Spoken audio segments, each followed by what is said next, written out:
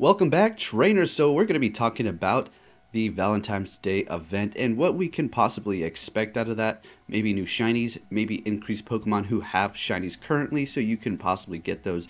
And yes, I found myself a second shiny Meltan. Isn't that something? So the box was about, I'd say, 6 minutes in, and yeah, got myself the shiny. Wasn't necessarily looking for one. Honestly, you know, you're always wanting that, of course. But that's just the bonus. I didn't want to waste the day, so I decided to open it up so I can collect those candies, and bingo bango, got myself a second one. So we're looking good. Not going to evolve this one, have no plans for it, have one in each league, so I'm set. Probably going to trade this off to somebody for something extremely valuable that I'm looking for as well. Right, so now we're over here on Krell's Twitter. I'm going to take a look at what he found within the data here. And we have a pair of Valentine's Day Spinda. As you can see, that cute little heart on its forehead there. This isn't the one I like. I like this one right here. Not because it's a shiny, but because it has that broken.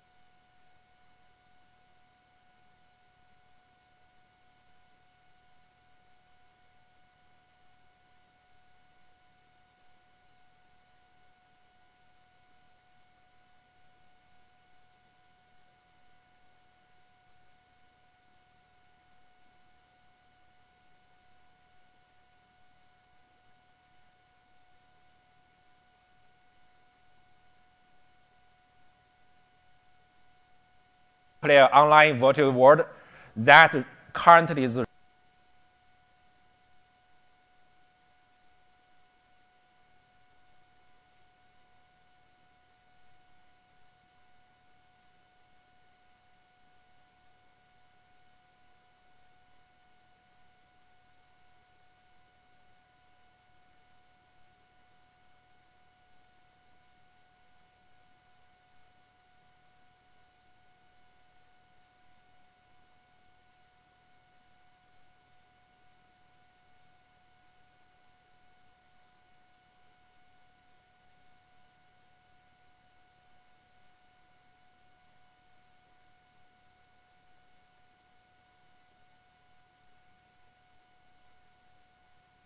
After we have a good way to let developers work together, the next thing is setting our goal. What's our goal? Firstly, we need to define what our product is. Then we need to know how many functions it should have and what makes it qualified product. So Nuclei is the most important product I want to discuss today. And it depends on 3 projects. New project is the protocol of New. The second is new plugins. The third is the virtual machine of New. So these 3 parts makes Nuclei the most important product that guarantee the qualify of the new ecosystem and also the new protocol. So the main 2 functions, one is wallet, and the other is node. So wallet actually is for exchange. So wallet function makes it make the Nuclei a sharp tool for exchanges to deal with deposits and withdrawals every day. And the node makes it a basic infrastructure that builds this smart economy. So how to find out the performance of Nuclei, if it's good enough to qualify to fulfill its goals? We need testings. So in general, we have 3 kinds of testings we need to do. The first is system tests. The second is integration tests. The third is unit tests. In general, this is enough for a project. Then how to implement this test systematically? Let me introduce the standard 29119. Actually, this software testing standard is an internationally agreed set of standards for software testing that can be used within any software development life cycle and by any organizations. So let's see the basic structure. The first is organizational test process. The second is test management process. The third is dynamic test process. I think not too many people are familiar with this standard. So let's see a little detailed information about this standard. I will give you two very simple examples to show how it works. So the first is test management process. So actually, it's not that complicated, right? So first, we need to have a test planning. Then we need like test monitoring and control. The third, we need to have a test completion. And after this test, what do we have, blah, blah, blah, okay? So another thing is dynamic test process. So the first example is about a test management process. As you can see, it's a sequential process for testing. So as you have already know about the new improved algorithm, consensus algorithm for NEO. Actually, Eric mentioned it this morning, right? So for example, we know that the pull request of that consensus algorithm is 547. So for example, yesterday, Eric told me that he completed this pull request. So the most urgent thing for us is to test this pull request immediately, right? So we need to draw up a test plan. So first, it's very easy. We need to know what we are testing about. So it's the context of testing of this test. The second is we need to organize test plan development, right? So for example, if this pull request fails, we need to know the risks, right? So this is the third part, and blah, blah, blah. You can check this later by yourself in internet. So this is basically how we are doing our tests. So I know there are a lot of community developers here. So when you work with NGD, this is what we are trying to test things. So you will know how this process goes, okay? The second example is about, for example, Jeff Solinsky. Are you there? Are you here? Yeah, I see you. So one of our core developers, he proposed a new pull request. It's called 579. So it's a new pull request. It's helpful, but different. So we need to add this test into our test plannings, right? So this is how dynamic test process goes. Okay. These are two examples that I mentioned, actually little examples. This is something bigger. Actually, last year, we are trying to join up our system testing for nuclei. Actually, it's not open source yet because some security issues. We can just open source if we can't guarantee that no security issues for new. So, but you can check the structure of this system testing framework. Okay. So this standards is more from theory level. We also need to think from the perspective of engineering practice. As you all know about this CI/CD things, actually this is a little complicated for now. But we will do something later. For now, what we need to do is to make things simple and effective. You all know about how this new project to do tests we are using Travis CI, as you can see in GitHub. And actually, this combination is kind of effective and simple for us now. So I think the integration will improve the quality of nuclei a lot.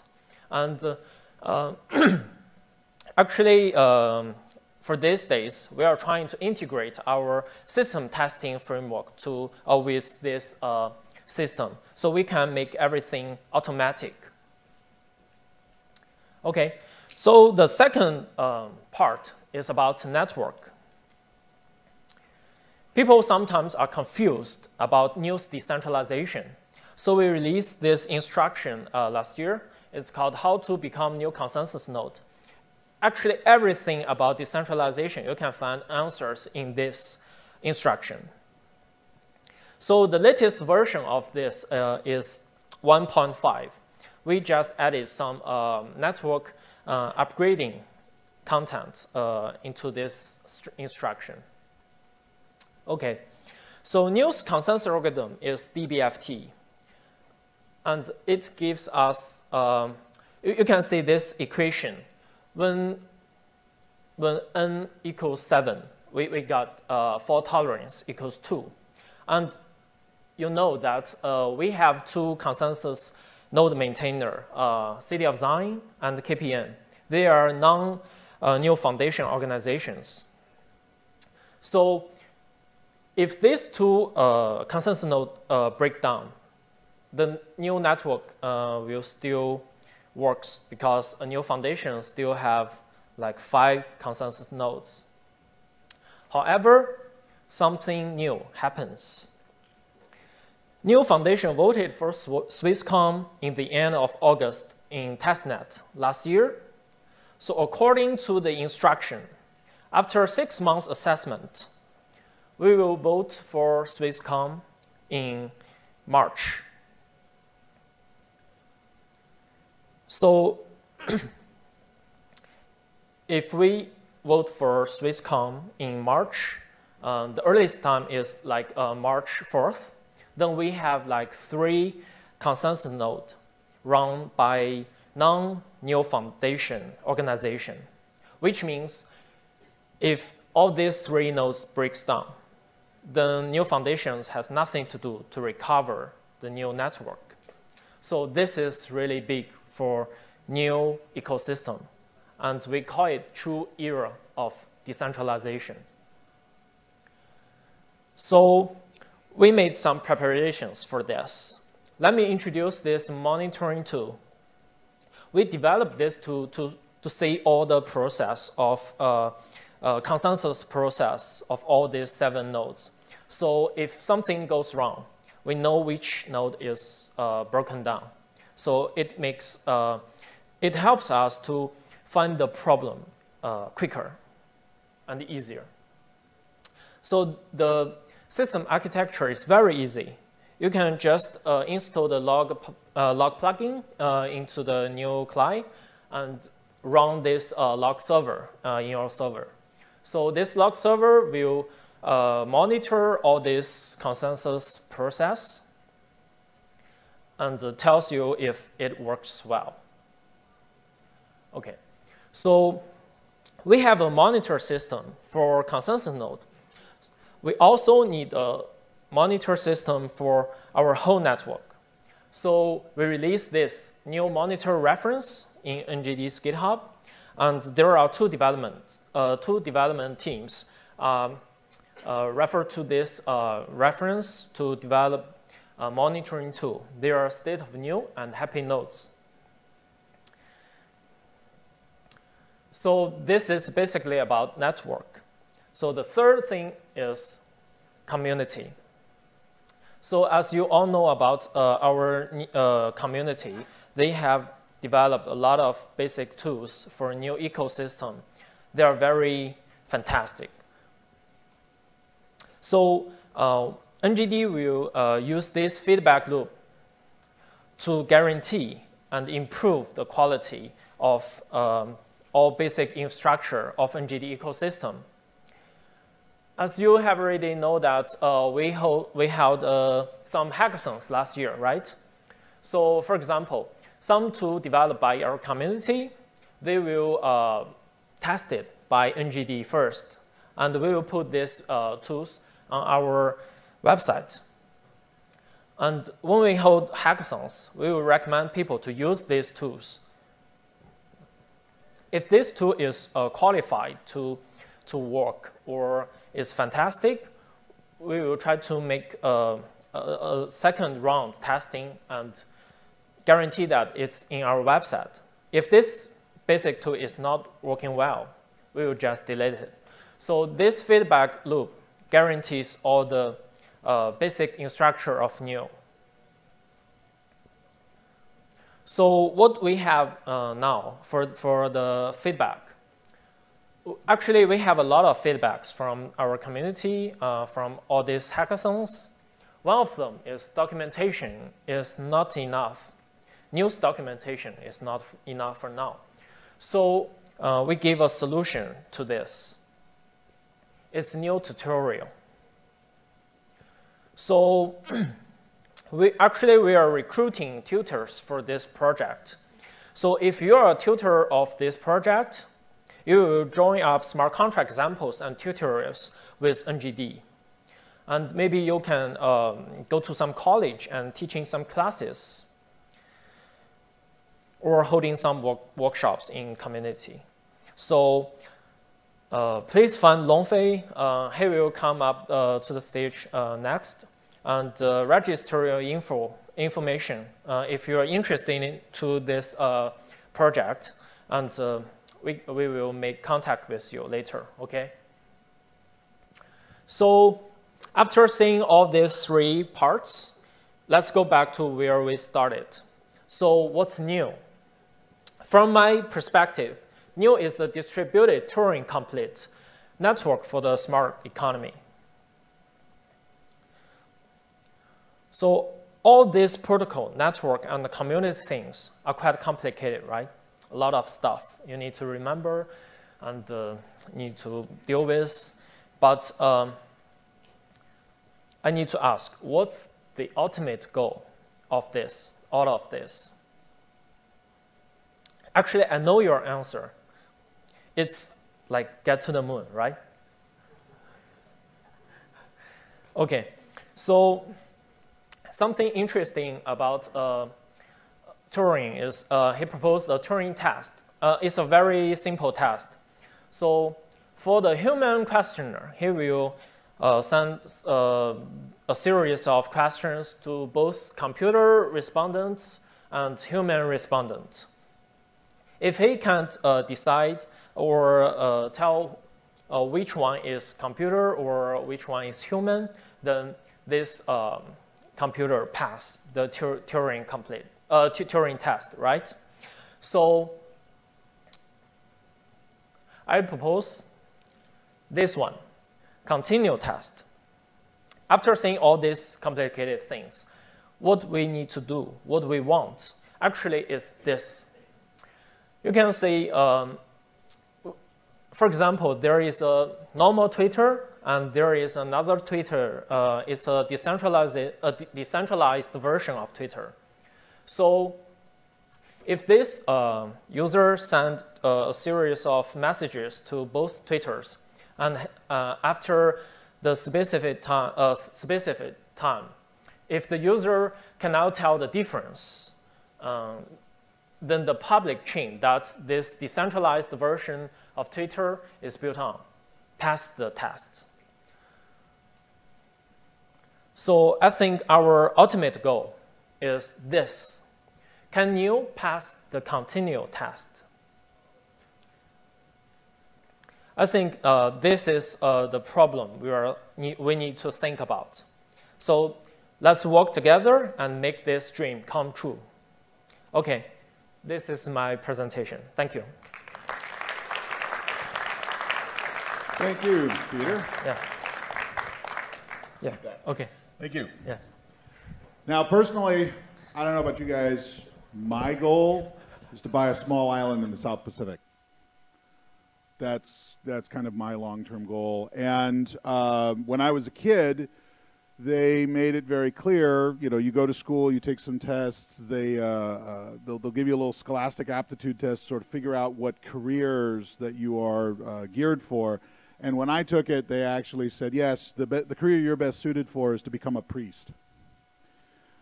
And I've realized that I'm actually an ordained minister of the Church of the Latter-day Dude, dudism.com, based on the Big Lebowski. It's a real thing. It's a real thing.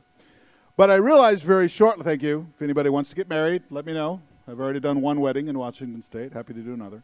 But one of the things that I realized very quickly is that I'm not going to be able to buy an island in the South Pacific if I'm a priest. And fortunately, that was right about the time that software and computers and so forth were getting started. So I became a developer. Initially started writing AppleSoft Basic. Anybody here ever touched an Apple II? Yeah, a couple of graybeards out there. Yeah, just like me. And then later got into Java and C# and C++ and so forth, which leads us into our next presentation. Long Fei is going to talk a little bit about Neo, developing and getting started with that. So, Long Fei. Thank you.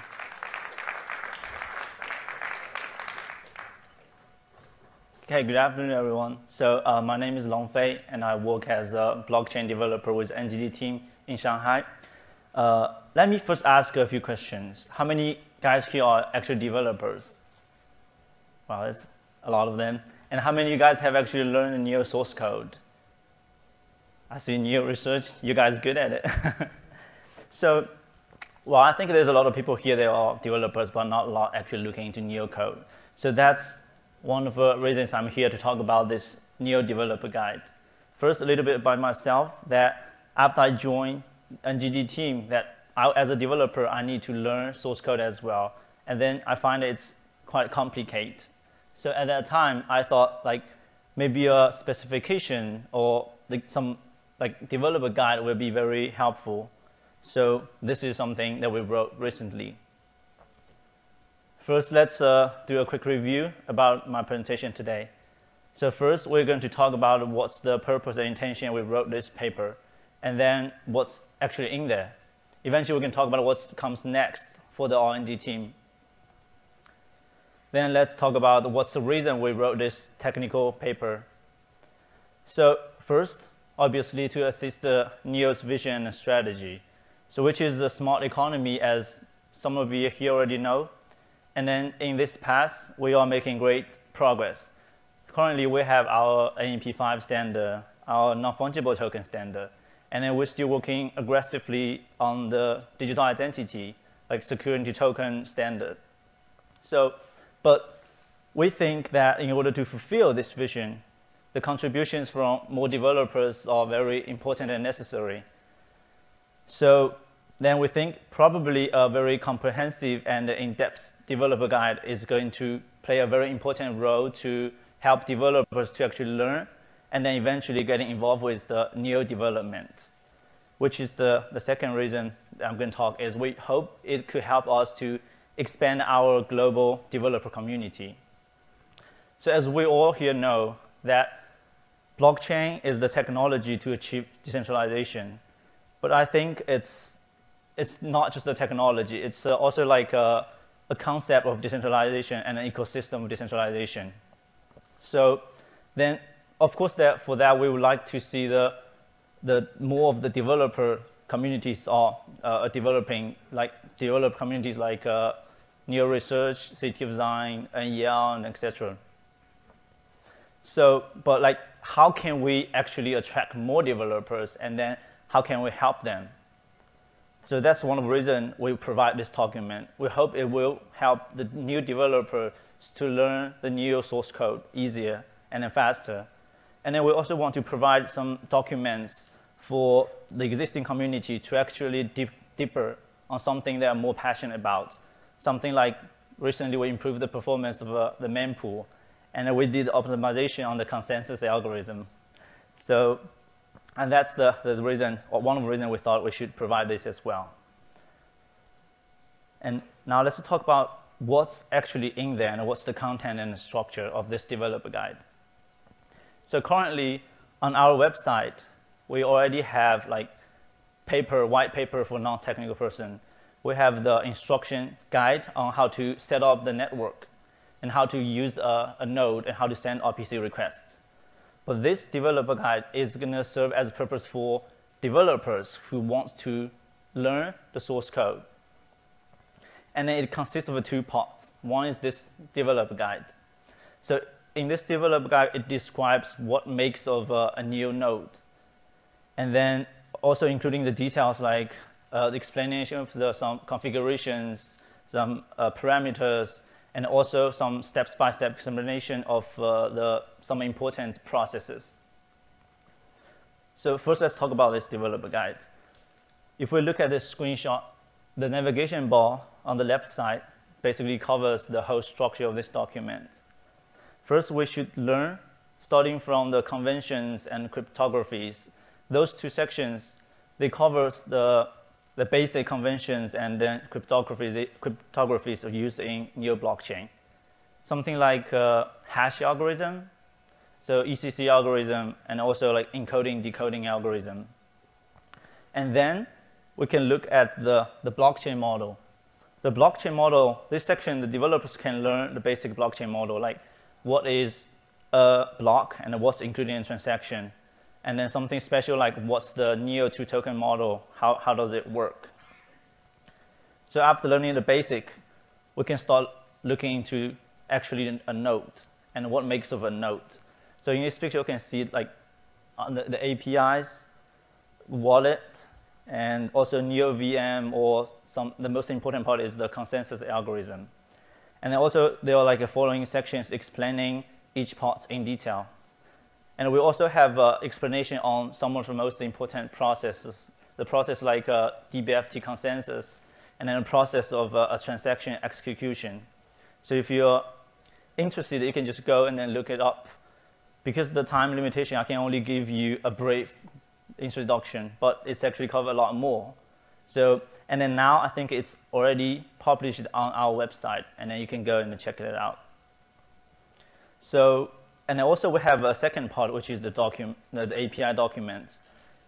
Because originally I started as a Java developer, so I obviously want this could be serve the same purpose as a Java API. And then you can go look into the structure, the namebase, and navigate through the code and find the functions that you're interested in. So that could help a lot, because when I learn it, I have to go to the source code and then navigate through the code line by line to understand the logic and then the relationship between the functions, which is quite time consuming. And that's one of the reasons that here is the decoding functions. It's one of the functions of the base 50A check. So it explains the process and then some of the functions and parameters. It's basically very similar to the Java API and then some of the API for the languages. And now let's actually talk about what comes next for R&D team. So this morning, Eric gave us a speech about what we're going to do for Neo 3.0. So obviously, we are going to put our effort to achieving those goals, like improving the stability or TPS, and then implementing the new FS. And also, because we are a research and development team, we are going to keep the creativities, like when we created DBFT consensus, and now we're optimizing it. About the development, let me give you one of the examples that we have achieved last year. So when we upgrade Neo to 0.7.6 to 2.9, we started using this ARCA model, which is the actor-based message-driven libraries that we can use to build the distribution system, which is high concurrent and high performance. So after using that, the test data shows us that with the same amount of concurrent transaction or requests, we can process approximately 20 to 30 times faster than before. So I think that was a great improvement. So, and also, we are still researching. We're researching for the potential ways that we can use to improve Neo. And while we're writing this paper, we're actually looking into our code and then understand it's a potential issue. And then eventually, we hope we can come up with solutions to actually fixing it. For instance, one of the areas that we think may have room for the improvement could be how we process messages. So now we process message with the old-fashioned way, which is like the first come and first serve. But if we look or think about like a real-life scenario, just imagine that like this is a highway, and then cars are running on it. So if the ambulance shows up, what do? We just need to let it pass first because it's more important. So if we can use this concept into blockchain, into new blockchain, and if we can prioritize our messages, and then the messages with higher priority should be processed first and then early. And then maybe something like the channels, the message channels, we can separate them. So we think this proposal, this potential proposal could help us to improve the TPS better. And so the reason that I'm going to give you guys this examples is to let you know that the NGD team is working, and we're going to keep working to find the solutions to achieve our vision, NEO's vision. And then while at the same time, we're still researching, we're still trying to find the ways to provide a more centralized, a more reliable, and then for a blockchain for the large-scale commercial applications. And basically, that's my presentation today. And we already Organized vulnerability can also cause a double spend attack. In traditional cybersecurity,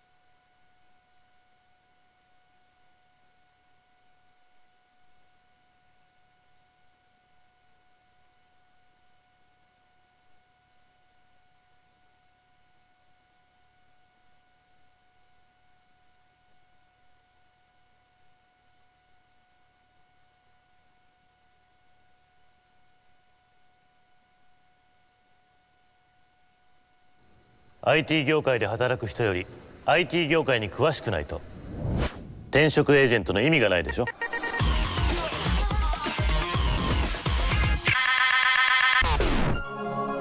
ギークリー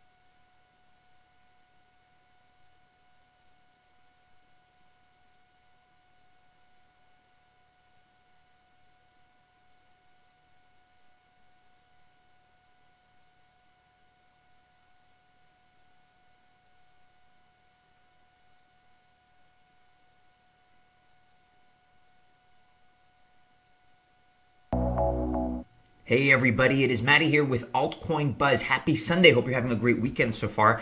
And today we are looking at Digibyte. Yes, by popular request, we're starting here on digibyte.io and doing a deep dive into this project, which many of you have pointed out as being your favorite in our recent coverage of top altcoins in this space. So guys, remember, if you like this kind of content, go ahead, smash the thumbs up, like, subscribe, and share. And with that being said, let's get right into this particular project. So Digibyte sits at number 45 here according to CoinGecko.com. That's its rank in terms of all of the cryptocurrency projects.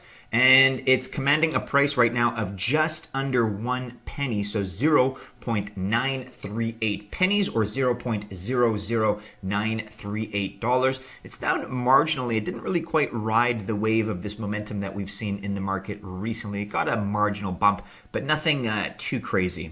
As you can see, it's got a market cap of just over $100 million. It's got a circulating supply of just about 11.5 billion out of a total eventual circulating supply of what will be 21 billion. So a factor of 1,000 times more abundant than Bitcoin. CoinCentral.com provides a pretty good starting point here, and they ask, what is Digibyte, DGB, a legitimate Bitcoin competitor? There's a pretty comprehensive guide that you can go through here. They cover all of this information. What is Digibyte? They look at its history and team, its trading history, technical specifications, future outlook, where you can buy it, where you can store it, and some of the competition that exists out there in the space. This is a long one. We're not going to be able to go through all of this, but in a nutshell, Digibyte is decentralized digital asset technology and an open source based blockchain platform. The Digibyte DGB cryptocurrency is focused on security, speed, decentralization, and it's also the longest running blockchain in the world. We're here now on coinswitch.co, and we have a similar write-up about what is Digibyte. You can read about this here in more detail as well. But let's take a look specifically at the tech, which is often what differentiates one project from another. So with Digibyte technology, it's really the same as Bitcoin. Digibyte is a UTXO-based cryptocurrency, which means that new transactions don't come from a wallet balance. Instead, each individual coin has an identifier. So when a coin enters your wallet, it is considered unspent by your wallet. That's the logic. When you send that coin to someone else, it becomes a spent coin. The idea behind this is that it prevents the double spend problem within digital currency, and it also solves other security issues within the blockchain. So like Bitcoin, of course, Digibyte is decentralized. The Digibyte blockchain is spread over 200,000 plus servers, computers, phones, and nodes worldwide, and that's a pretty good number. Centralization is also prevented by using a multi-algorithm approach that creates different proof of work, POW, mining methods and increases mining capacity and hence the accessibility to Digibyte mining pools. This also secures against the notorious 51% attacks, which have been the subject of our reports in recent months. Other malicious attacks on the blockchain are also protected by difficulty adjustments. By creating and implementing DigiShield and Multi-Shield, Digibyte has the most advanced difficulty stability of any blockchain in the world today. So even though it has similarities to Bitcoin, Digibyte has the fastest block speed of any public UTXO blockchain in the world today, with 15-second block timings as opposed to Bitcoin's 10-minute block time. However, faster block times come with scalability issues, and so to counter these challenges, Digibyte was the first cryptocurrency to implement segregated witness, which you may know as SegWit. SegWit also allows for innovations like cross-chain transactions and single confirmation transactions. These options are potential avenues for development on Digibyte's blockchain. Digibyte also limits transaction size and scope, which makes the blockchain more efficient, according to the Digibyte team. Going back to the digibyte.io website, they do a good job of breaking down some of these more complicated technical features in broad strokes and in kind of broad bullet points. And we appreciate, guys, of course, that there are always new people coming into this space. So look, you may not be a technical wizard. I'm not a technical wizard. And so to kind of dumb it down, so to speak, and I'm not saying that condescendingly at all, but to dumb it down sometimes makes a lot of sense. And this is a good guide that they have here. So what makes Digibyte more secure? A couple of three actually main features: global decentralization, 5 mining algorithms, and advanced difficulty stability. What makes Digibyte faster? Well, as I just mentioned, they have those 15-second blocks, they have early SegWit implementation, and they have blockchain rigidity. What makes Digibyte forward-thinking? It's cybersecurity, Internet of Things devices, and artificial intelligence. They also have this cool scrolling banner here about the history of Digibyte. It's been around the block. It's been officially launched. That was back in 2014 on January 10th. That was when the Genesis block included a hash headline of USA Today, 10th of January 2014, target data stolen from up to 110 million customers. If you're still after more information, you can also check out cryptobriefing.com here. What is Digibyte? Introduction to the DGB token. Let's talk now about DigiID for a second. We're here on globalcoinreport.com. Digibyte DigiID set to revolutionize security and authentication for its users. So DigiID is based on Digibyte's blockchain, and it's aimed to be a simple and straightforward authentication and security system. It allows users basically to log into websites and applications by tapping or scanning on a QR code that is automatically generated through mathematics. Let's go back to the Digibyte website for just a second in order to get a better sense of how DigiID actually works. What is DigiID? DigiID is a fast and secure way for you to log into websites, applications, or even building security, such as swipe cards. Using the same uncrackable encryption technology that keeps Digibyte or Bitcoin safe, you can now authenticate with a variety of services without having to remember a username or password. How does it work? When you are asked to log into a website, instead of having to remember your email address and which password you used, you simply scan the QR code on the screen using your phone. If you are logging in using your cell phone, just tap the QR code on your screen and it will launch your Digibyte wallet. Simply enter your wallet PIN or scan your fingerprint and the Digibyte wallet will do the rest and sign you in. No personal information gets transmitted, your wallet information stays private, and nobody can ever compromise your wallet to pretend to be you. Perfect cryptographic security without the hassle of passwords. Best of all, it's completely free and will never cost you to set up and use. Anywhere a website asks you to log in with a username, email, or phone number can potentially use DigiID. Everything from your online email provider to your social network to your favorite online store. There is no downside for the website owner, and it's easy for them to get set up with. Faster and easier logins mean happier customers, so everyone wins. Download the Digibyte wallet today and get started using DigiID, and remember to ask your favorite website owners to support DigiID. Check out www.digi-id.io for more information. And you can also follow Digibyte Global Blockchain on LinkedIn, as I now do. Again, just a word on their founding. They were founded back in January of 2014 by programmer and entrepreneur Jared Tate. However, despite the age of the project, Digibyte hasn't performed as well as many other cryptocurrencies founded at around the same time. So others like Monero, Dash, Ethereum, Zcash, Stellar, Neo, and some others as well. It launched with an ICO and with very little fanfare, but after the launch, Jared Tate quickly went full-time with the development of Digibyte, and funding came through donations to the Digibyte Foundation. The website does not contain any information about other team members. However, there are a handful of team members that you can check out on this LinkedIn page if that interests you. And in the world of news, we have some information about a new US dollar trading pair on Bittrex. So this as per their tweet from January 10th. On January 17th, we're launching a US dollar market for Digibyte. Eligible Bittrex accounts are auto-enabled for USD trading. Those wanting to deposit, withdraw US dollars via wire should submit an application here. So a little bit of old news there, but good developments for Digibyte nonetheless. And from about the same time period, you have Rudy Bauman here who said, the wait is finally over. Time for Digibyte to shine on DX.exchange, a fully regulatory compliant crypto exchange that meets the highest regulatory standards using NASDAQ's matching engine.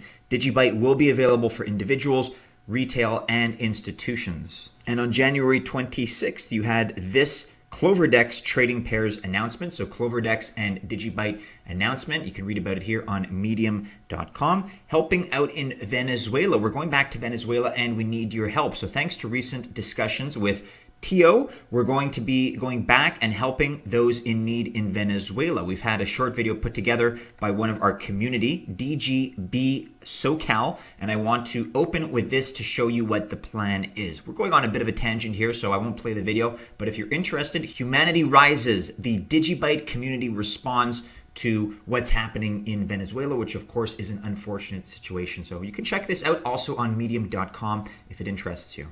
And then what is a good crypto project without a little bit of drama? If you want to read about some of the beef between Jared Tate and Tone Vase, I don't want to go over this and really belabor it, but of course there's always melodrama on the scene, and Digibyte is not immune to that. So with that being said, guys, we've kind of done full circle here on Digibyte, what they're all about. Again, we try to summarize our videos with, not in a negative way, but there are some concerns that come to mind. I just want to be candid and transparent and be honest about what some of those are. So they've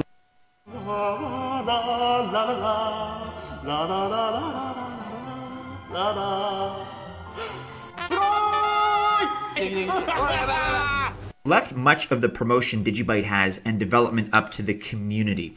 And the problem, of course, is one of coordination when that happens. So while many people have contributed to the code base and proselytized the platform, it's largely been ad hoc without much clear direction from the Digibyte Foundation. Marketing and PR is obviously really important in crypto, and they are really lacking when it comes to Digibyte, at least in my opinion. They also have pretty low trading volume compared to other coins in the top 50. Nevertheless, we've done the run through now. We've looked at the technology. We've looked at what they're all about. So if Digibyte is still something that interests you or doesn't, one way or the other, leave your thoughts with us as always in the comments below. And as usual, guys, make sure you're following us on all the regular social media. Our last video is right here for you to check out. Like, subscribe, and share if you enjoyed today's video. I wish you only the very best if you choose to invest, and we do hope to see you again soon in our next piece. Take care. Have a great tail end to your weekend.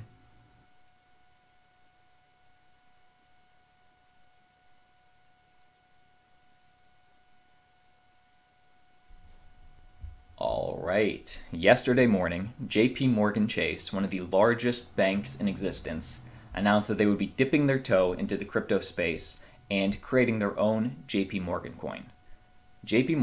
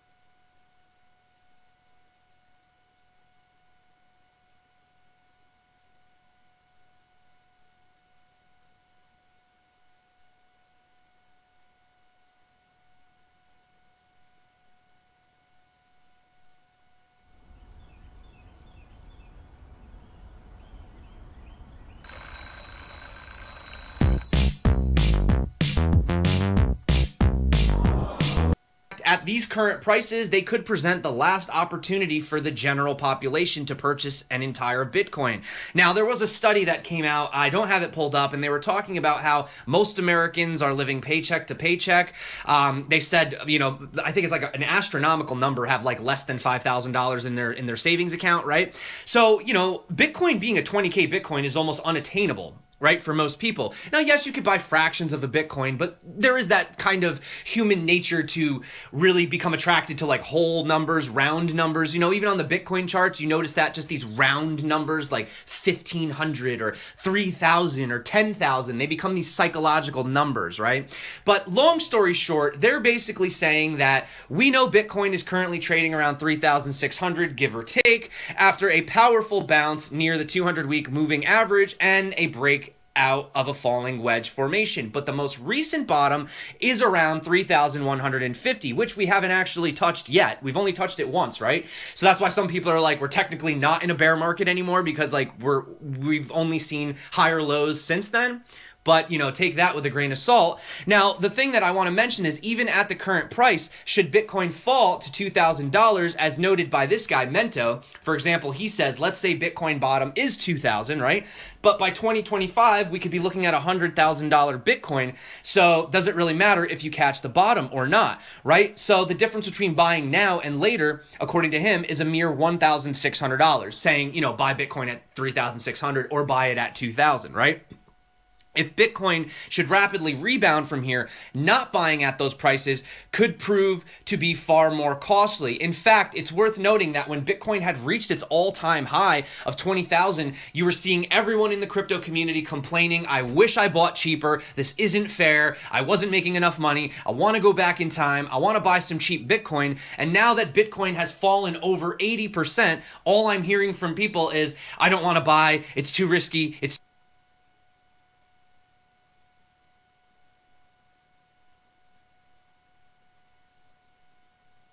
Orgone generators are devices that come in all sorts of shapes. I make them in pyramids. The pyramid design is favored among many people, dating back to things they've read about the Giza pyramid and how ancient it is and how powerful it still is. Domes are quite powerful. In fact, you can make them in any shape as long as you put certain basic materials into them. Crystals, metals, and resin. Now, why do these things have to come together? The metal, for example, draws the resin. Since it's organic, it's from the earth, it's carbon-based, it sucks in the negative energy which is all around us. As soon as it hits the metal being inorganic reflects that energy. So now we have an attraction, expansion, repulsion at very high frequencies. Now this is chaotic energy. But when you put crystals inside this matrix, the crystals have the ability to transform this chaotic energy, smooth it, balance it out, and out comes a healing, life-enhancing energy from all orgonite, all orgone generators. All pets, all plants, everything that's alive in your environment wants more of this powerful, positive energy, life-enhancing energy, because we have so much negative energy. So the only way we can fight this battle is to surround ourselves with some orgone generators, cards, different energy devices to bring us back into balance. Once we are in balance, everything works better. You sleep better, you digest better, you eat better, you're happier, you're less frustrated, less depressed. Once you come into balance, the whole body works better. So that's what these things do. And in order to experience that, you have to experiment yourself. You have to have one or two of these around and have them around for a few days and just observe, watch what happens to you, because definitely all living things are going to react to this energy because you will come into balance. And that's the simplest way to explain these things. Now, the colors you use, the different substances you employ, don't matter that much. They're mostly for aesthetic reasons. But basically, you need the resin to hold it all together. You need the metals of some kind. It doesn't matter. It could be brass, could be steel, it could be aluminum, could be anything. As long as it's inorganic, it reflects it. And crystals, any kind of crystals. But most people begin with quartz crystal because it's a receiver and a sender as well.